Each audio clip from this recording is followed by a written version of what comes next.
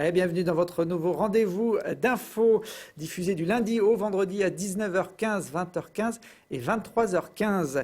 Aujourd'hui, on va parler du compagnonnage, un mode d'apprentissage qui remonte au Moyen-Âge, de l'école des Beaux-Arts de Grenoble qui ouvre ses portes au public cette semaine, et puis de la faune sauvage de nos montagnes en danger et menacée par les sports d'hiver, notamment le ski de randonnée.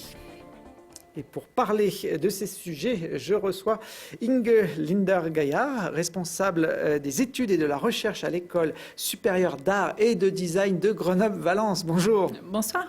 À côté de vous, Jean-Marie Mazière, directeur de la Fédération compagnonique des Chirolles. Bonsoir. Et puis Igor Frey, accompagnateur en montagne. Bonjour Igor. Bonjour. On va démarrer avec vous.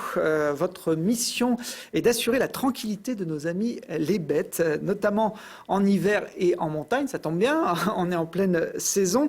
Vous êtes là pour sensibiliser les pratiquants de sports de nature aux perturbations qu'ils peuvent engendrer. Oui, c'est ça. Alors, je suis pas le seul. C'est pas ma mission, où je suis le seul. Bien sûr, il y a plusieurs personnes qui font ça, mais effectivement, ça fait partie de mes missions et de ma vocation, entre guillemets. Ça vous tient à cœur? Ça me tient à cœur. Alors là, on voit des belles images de rando dans une montagne toute calme. En quoi ces skieurs de randonnée peuvent perturber les animaux? Il y a plusieurs problématiques. Quelques skieurs de randonnée, on peut imaginer que ça a un faible impact, une faible conséquence. Le problème, et c'est pour ça aussi que je me suis lancé dans ce cheval de bataille, c'est l'avènement de ces sports de montagne et la démocratisation de plus en plus forte des activités de ski de randonnée et de raquettes en hiver. Il y a de plus en plus de monde sur des itinéraires censés être un peu sauvages. De plus en plus de monde un petit peu partout, donc des zones de tranquillité qui sont restreintes et de plus en plus de monde à toutes les heures de la journée, c'est-à-dire que surtout autour du bassin grenoblois, avant le travail à la frontale, le week-end, après le travail à la frontale. Donc il y a une conquête temporelle, une conquête spatiale et puis de plus en plus de monde un petit peu partout. Donc c'est pour ça que cet enjeu, à mon avis, il est grand parce qu'effectivement chaque skieur, chaque randonneur en raquette peut avoir un impact sur la faune quand il se déplace. Alors, sur les domaines skiables classiques, là, il n'y a pas de problème, c'est fréquenté, pratiqué. Donc, il n'y a plus personne, il n'y a plus d'animaux. Donc, soit ils supportent, soit ils sont partis. Voilà. Mais c'est plutôt sur les territoires un peu vierges. Est-ce que ce message est bien perçu par les randonneurs? Parce que vous venez un peu les empêcher de faire leur activité comme ils l'entendent.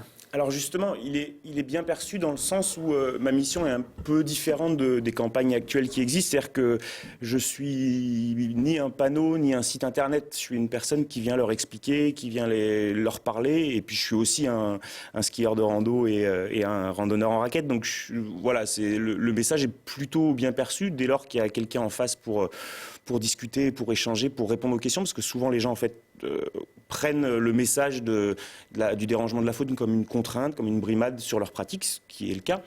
Et le problème, c'est qu'on ne répond pas à leurs questions de se dire pourquoi la faune elle peut être dérangée et dans quel cas elle est dérangée, dans quel cas elle n'est pas dérangée, qu'est-ce qu'on peut faire. Et du coup, l'idée, c'est de dépasser le stade de brimade et de contrainte et de leur dire, voilà, vous pouvez quand même pratiquer votre activité, mais peut-être qu'il faut mettre 2 ou 3 choses en place sur votre sortie pour alléger votre impact. Alors, il y a des espèces plus fragiles que d'autres dans nos montagnes. Ouais. Alors il y a les espèces qui sont connues et reconnues, qui sont effectivement plus fragiles. Alors par chez nous, ça va être le tétralyre, le lagopède et le lièvre variable. Le lagopède, donc là c'est un tétralyre qu'on voit. Le lagopède, c'est une autre petite poule qui est blanche l'hiver là de montagne, et le lièvre variable, donc qui est le lièvre d'altitude. Donc ça c'est les 3 espèces emblématiques et menacées. Mais ça se réduit pas à ça. Effectivement, celles-là sont menacées et très sensibles au dérangement. Le tétralyre, il suffit qu'il s'envole 3-4 fois par une température très fraîche et en théorie, il meurt d'épuisement. Le tétralyre, voilà, son problème c'est le froid. Alors, il a un remède contre ça, c'est qu'il se construit un igloo, il creuse la neige et il est dans un igloo. Voilà. Non, c'est pas une hibernation, c'est un igloo quotidien. Donc, c'est-à-dire qu'il va être dans son igloo la journée. Par journée très froide, ça lui permet d'être dans des températures avoisinant 0 degré. Mais par contre, il supporte très mal le froid et il trouve pas à manger pour compenser la dépense énergétique liée au froid. Et son gros problème, c'est la perturbation. Parce que si on le dérange, s'il y a des randonneurs qui passent à côté, il va s'envoler de son igloo. Du coup, il est soumis aux températures froides alors que dans l'igloo, il était tranquille. Il doit voler par grand froid, donc il dépense de l'énergie. Et en plus, il doit se recreuser un abri, ce qui n'est pas toujours facile en fonction de la qualité de la neige. Il y a les chamois aussi qui sont peut-être beaucoup moins menacés que ces espèces-là, mais qui sont très présents, notamment en Chartreuse ou dans le Vercors. Ça a un impact aussi sur leur équilibre ? Alors oui, ça a un impact et c'est aussi le cœur de mon message, c'est de se dire effectivement on a ces 3 espèces les plus vulnérables, menacées, qu'on connaît et qu'on protège, mais notre impact il est aussi sur ces autres espèces dont on parle peu parce que c'est des espèces, ce sont des espèces chassables, donc quelque part elles sont aussi prélevées, il y en a pas mal, les populations se maintiennent, donc il y a un peu moins de soucis. Et du coup, on en parle peu. Et pourtant, il y a du dérangement, il y a de l'affaiblissement des bêtes par la perturbation. Et du coup, à mon avis, c'est aussi un enjeu qui est fort aussi pour le chamois, le chevreuil. On peut tuer un chamois en le dérangeant plusieurs fois pendant l'hiver ? Alors, c'est rare qu'il y ait des mortalités directes. C'est-à-dire que souvent, ce qui se passe, c'est que l'animal est affaibli. Donc il puise déjà dans ses réserves l'hiver. S'il est dérangé, qu'il doit marcher dans la neige très profonde, etc., il va encore puiser dans ses réserves.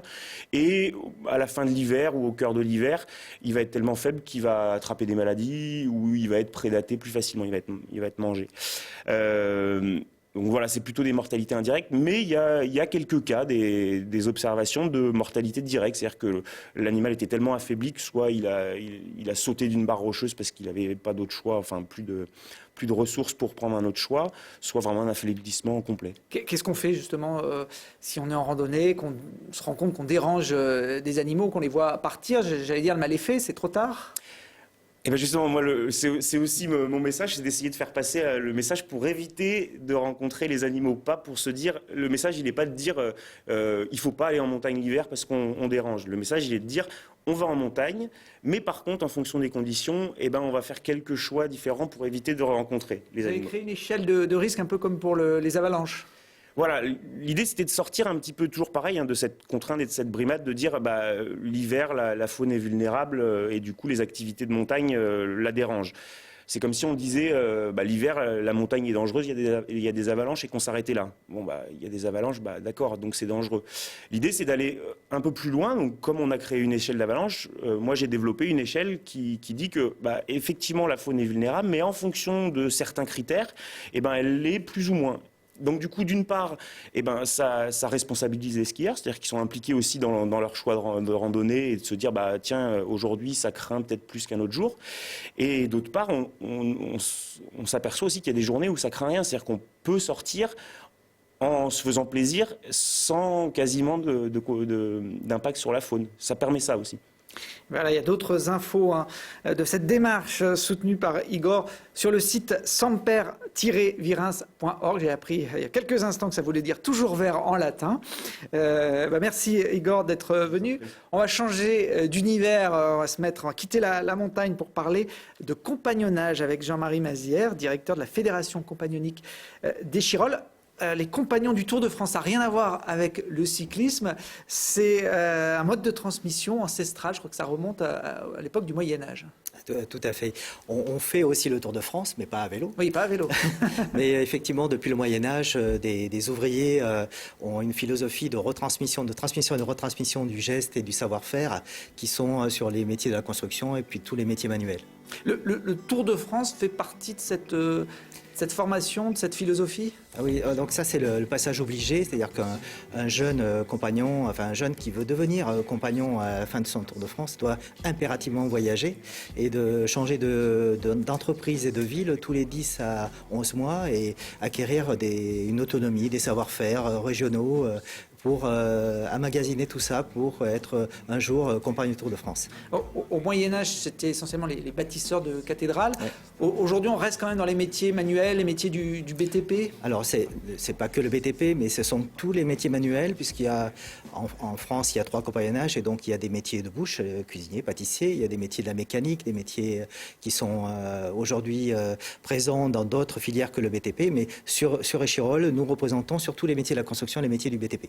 Ce ne sont pas des formations qu'on peut suivre, on va dire, dans l'éducation nationale traditionnelle, dans les lycées. lycée professionnel? Alors, il y a deux aspects. Il y a l'aspect Tour de France, c'est effectivement spécifique aux compagnons. Maintenant, au sein des compagnons, nous avons des centres de formation d'apprentis qui permet de passer des diplômes, des CAP, des brevets professionnels, des bacs professionnels chez les compagnons.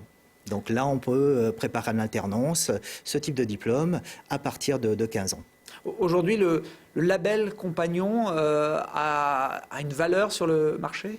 Oui, bien sûr, puisque les entreprises sont assez attentives au CV d'un jeune qui a fait ce type de parcours, puisqu'on capitalise un certain nombre de compétences. Et puis il y a aussi la personnalité du jeune. On peut compter sur quelqu'un de fiable, d'assidu, de compétent. Donc ça fait partie des jeunes qui sont recherchés par les entreprises. Oui. Alors sur Échirolles, il y a une dizaine de métiers à peu près qui sont à peu près, enseignés. C'est tous les métiers de la construction, enfin du bois à la construction. On part des métiers de l'ameublement, ébéniste, menuisier, le charpentier, les constructeurs bois. On a des couvreurs, des étancheurs, on a des maçons, des tailleurs de pierre, des plaquistes, les métiers de la peinture, la décoration intérieure. Donc un petit peu tous ces métiers. Comment on rentre chez vous? Comment on devient compagnon ou apprenti compagnon? Apprenti compagnon pour commencer. Effectivement, on rentre comme un petit peu dans tous les centres de formation d'apprentis. À partir de 15 ans, l'âge raisonnable pour être un apprenti, on postule, on a des entretiens, des petites évaluations pour voir si le niveau est satisfaisant pour apprendre un métier, des compétences manuelles nécessaires pour apprendre le métier concerné. Et puis après, on trouve une entreprise, ce qui est moins évident aujourd'hui, mais on trouve une entreprise pour être avec un maître d'apprentissage et faire son alternance 15 jours au CFA, un mois d'entreprise, et ça pendant 1 an, 2 ans ou 3 ans, selon les aptitudes du jeune. C'est ouvert aux filles également? Bien sûr, il y a des métiers qui sont plus appropriés et plus sur les filles, comme les métiers de la finition, les métiers d'ébénisterie, de la menuiserie, où on trouve beaucoup plus de filles. Mais bon, tous les métiers du gros œuvre sont moins présents. C'est payant cette formation? Non, comment ça se passe? il y a quelques frais d'inscription, mais qui sont modestes pour entrer. Mais la formation est prise en charge, comme tous les CFA de Rhône-Alpes, par le conseil régional. Et puis l'apprentissage, enfin les entreprises. Alors il y a 450 à peu près jeunes qui sont en formation à Échirolles, oui, qui tournent, si j'ai bien compris, de temps en temps ouais. sur d'autres sites. À partir de mercredi jusqu'à samedi, vous ouvrez les portes de tous ces ateliers. N'importe qui peut venir découvrir un peu l'envers du décor? Oui, on a les jeunes avec les familles qui vont venir visiter les locaux, parce que c'est important de visualiser que c'est pas bizarre, c'est pas une secte. C'est pas une secte, c'est un CFA classique. Donc les parents, les familles sont vraiment intéressés de visiter nos locaux. On permettra aussi de faire des démonstrations. Tous les jeunes, que ce soit la semaine ou le week-end, feront des démonstrations de métiers pour montrer les métiers et savoir-faire. Et puis en même temps, on aura des petits événements en périphérie qui viendront ponctuer le vendredi, le samedi, le prix Belin de Charpente qui se déroulera dans nos locaux, et puis la sélection des Olympiades des métiers en menuiserie qui se déroulera également dans les locaux. Ouais, je crois qu'il y a vos jeunes charpentiers qui préparent les championnats d'Europe pour l'automne prochain, donc ils sont plutôt doués dans ce secteur. Le prix Belin qui manie les qualités de charpentier avec aussi une approche artistique qui a encore quelques années s'organisait à l'école supérieure d'art et de design de Grenoble-Valence, mais dans les locaux grenoblois, et ça tombe bien puisque on va terminer cette émission avec Inge Gaillard, responsable d'études et de la recherche. Alors, on dit les Beaux-Arts, pour le grand public, c'est quand même le nom qui est rentré dans les mœurs. Oui, même les étudiants encore aujourd'hui parlent des Beaux-Arts. Oui, je suis aux Beaux-Arts. Alors, c'est quoi justement les Beaux-Arts? Qu'est-ce qu'on y apprend? Aujourd'hui, les Beaux-Arts, c'est 5 ans, voire plus, d'études. D'enseignement supérieur. On peut faire 2 diplômes à l'école, un diplôme après 3 ans d'études et une après 5 qui est homologuée maintenant master. Donc on est entré dans le système qui est reconnu partout en Europe. Comme un système universitaire classique presque. Oui, mais à autre façon. C'est-à-dire que c'est toujours l'enseignement, enfin l'apprentissage par le projet. Et d'ailleurs, ça intéresse beaucoup d'autres filières universitaires de venir nous voir et voir comment nous faisons. On nous regarde beaucoup aujourd'hui grâce à ce type de transmission qui est assez particulier. C'est la pratique du projet, c'est l'expérimentation perpétuelle, c'est le travail qui apprend à apprendre, apprend à réfléchir et apprend à inventer ses propres outils, ses propres façons de faire, ses propres solutions. Ça rend très autonome. Donc c'est assez recherché aujourd'hui. Vous n'êtes pas très loin de l'esprit des compagnons finalement dans l'approche. Non, peut-être à la différence près qu'on ne va pas forcément transmettre un savoir-faire précis pour façonner les choses. C'est une autre façon d'arriver aux œuvres. Alors on le voit sur ces images, c'est une salle d'exposition permanente finalement, cette école. Oui, on a beaucoup de chance parce qu'on a une galerie, une très belle galerie à l'école 25 rue Lediguière, qui est ouverte pour des expositions faites soit par les étudiants, des étudiants en cours de cursus, ou bien par des artistes qui sont invités pour exposer des artistes qui sont déjà en train de circuler. Voilà. On rentre comment aux Beaux-Arts? Il faut le bac, il faut... Oui, a priori, oui. Le bac. Ça, c'est un peu le parcours classique. On arrive avec un bac, pas forcément en littérature ou en art. On peut venir de tout horizon avec le bac.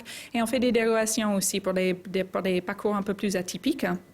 On peut tout à fait entrer aux Beaux-Arts sans le bac aussi. Alors là, il y a une dérogation qui est demandée et puis un dossier qui est fait. Et puis, à ce moment-là, on peut passer le concours ou pas comme les autres. Ah, il y a un concours quand même. Et ensuite, il y a un concours. Et le concours est passé une fois par an. Il faut physiquement être présent pour le concours. Chez nous, cette année, c'est les 4, 5 et 6 avril. Je glisse ça, du coup. On peut télécharger le dossier d'inscription sur notre site Internet. Et on vient pour participer, il y a 4 épreuves. Tout ça, c'est dicté par le ministère de la Culture, qui est notre tutelle principale. Et il y a 4 épreuves de culture générale, de langue étrangère. En l'occurrence, chez nous, c'est l'anglais.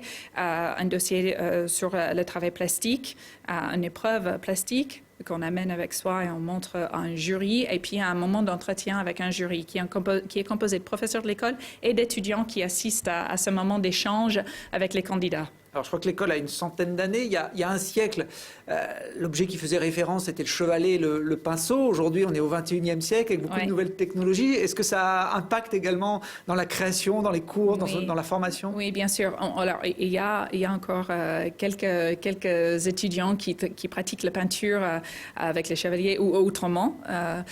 Mais la peinture est aujourd'hui un médium parmi les autres. Effectivement, il y a les ordinateurs, Bien sûr. On peut pratiquer le dessin, la peinture, la performance, la vidéo, les pratiques sonores. Où il n'y a pas forcément d'image, l'installation, la sculpture, tout est praticable. Les nouvelles technologies, c'est que ça intéresse beaucoup. Les étudiants s'en emparent.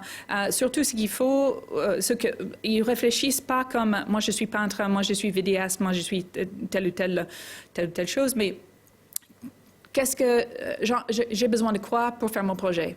Et ils vont puiser dans toutes sortes de différents médias pour aboutir à leur projet. Et effectivement, souvent en passant par les nouvelles technologies, que nous avons la chance, les étudiants ont la chance d'avoir pas mal de choses à leur portée à l'école, des caméras, des appareils photo. D'ailleurs, ils peuvent faire numérique ou argentique. Les deux se pratiquent côte à côte. Il n'y a pas un qui est considéré comme plus important, mieux.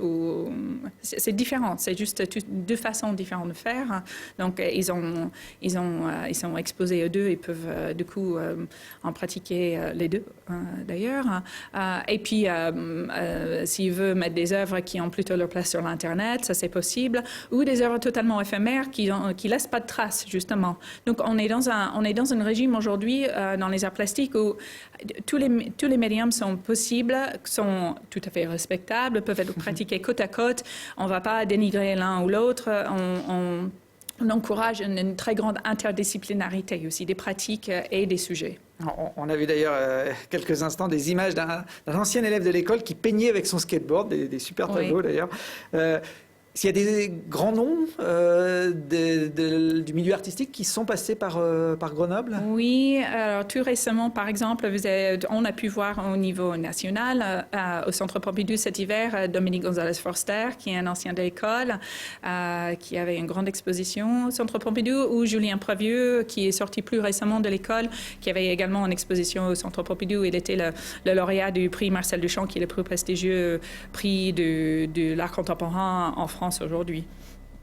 On voit d'ailleurs quelques images des créations de Julien Prévieux. Les portes ouvertes. Ça, c'est pas Julien Prévieux actuellement. Mais là, oui, si. Oui. Pardon. Oui, bien sûr. Oui, il fait peur. Tout à fait. Non, pardonnez-moi. Les portes ouvertes, c'est donc ce mercredi. Pareil, tout le monde peut venir ou c'est vraiment ciblé sur des futurs étudiants? Non, absolument. C'est ouvert à tout le monde et on espère que tout le monde viendra nombreux pour visiter l'école. Il y a visite libre dans toutes les salles. Il y a des œuvres exposées. Là, on vient de terminer les bilans du premier semestre, donc il y a beaucoup de choses à voir. Les professeurs sont là pour discuter avec tout le monde, comme les étudiants, les équipes techniques et administratives aussi. Nous sommes tous là au pont pour vous accueillir, répondre à vos questions ou boire un café ensemble. Voilà, c'est rue Lédiguer. Dernière petite question indiscrète, c'est vrai qu'on pose toujours nu aux Beaux-Arts, il y a toujours des séances... Oh, de temps en temps. Si. Et c'est assez intéressant. Les cours de dessin modèle vivant étaient un peu bannis de l'école pendant un certain temps. Et à la demande des étudiants, nous les avons remis en place. Donc, ils peuvent venir pratiquer le dessin. Et d'ailleurs, là, je me permets, j'en profite aussi, les ateliers tout publics qui sont gérés par les SAD, qui sont ouverts à tout le monde. Là aussi, il y a des cours de dessin modèle vivant ou dessin fait autrement aussi. Donc là aussi, vous pouvez trouver tout ça sur le site internet qui s'est affiché. Très bien, merci à tous les trois. Vous pourrez retrouver cette émission et puis toutes les autres sur notre site internet dans la rubrique Si on parlait. Je vous redonne les horaires de diffusion du lundi au vendredi, 19h15, 20h15 et 23h15. À demain.